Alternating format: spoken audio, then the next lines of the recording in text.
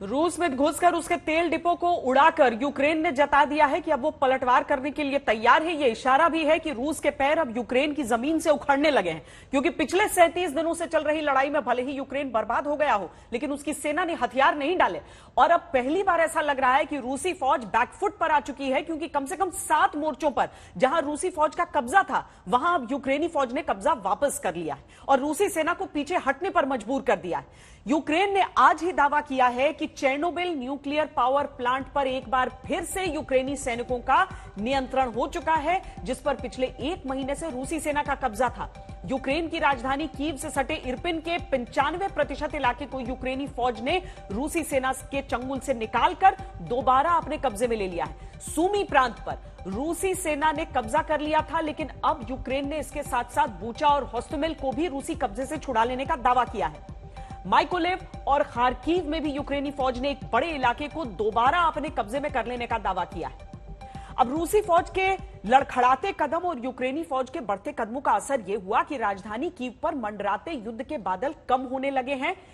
युद्ध की शुरुआत से लेकर अब तक राजधानी कीव में रहकर अपनी सेना का मनोबल बढ़ाने वाले यूक्रेनी राष्ट्रपति ज़ेलेंस्की ने इस बढ़त को अपनी बड़ी कामयाबी बताया।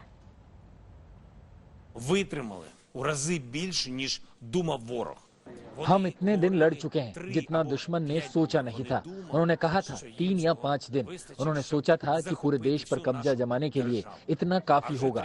36 दिन तो पहले ही हो चुके हैं और हम अब तक डटे हैं और हम लड़ाई जारी रखेंगे आखिरी तक, जब तक हमारे भीतर ताकत है और मौके हैं, ताकि हमारे देश में कोई भी राक्षस ना बचे। Землі не залишилось. Щоб, якщо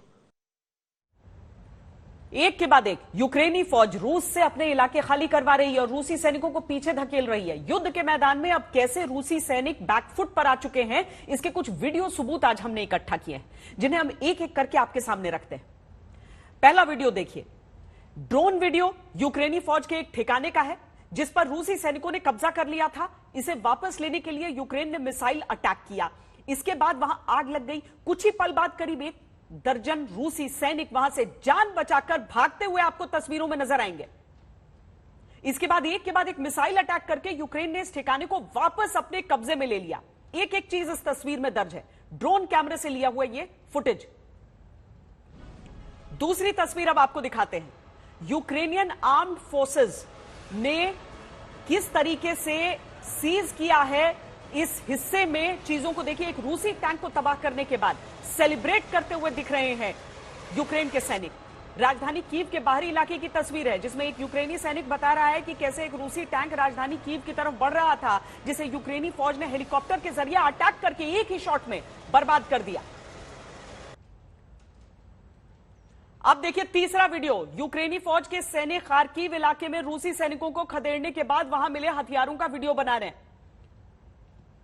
ये वो हथियार हैं जिन्हें यूक्रेनी फौज के हमले के बाद रूसी सैनिक छोड़कर भाग गए थे। इन रूसी हथियारों में से कुछ यूक्रेनी फौज ने अपने इस्तेमाल के लिए रख लिए, जबकि बाकी को वहीं पर छोड़ दिया।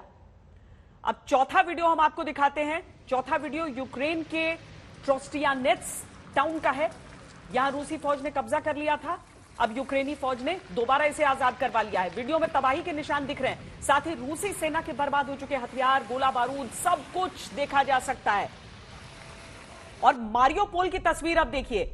युद्ध की सबसे बड़ी तबाही इस इलाके ने झेली है। इस वक्त यूक्रेन और रूसी फौज के बीच कब्जे की जंग यहां पर तेज हो चुकी है। इसमें यूक्रेनी फौज कड़ी टक्कर दे रही है और अब दोनों सेनाओं के बीच जमीनी लड़ाई तेज हो गई है। इस वीडियो में आप रूसी फौज पर रॉकेट लॉन्चर से हमला करते यूक्रेनी सैनिकों को देख रहे हैं, जो मारियोपोल को रूस के चंगुल से निकालने के लिए लगातार ऑपरेशन चला रहे हैं।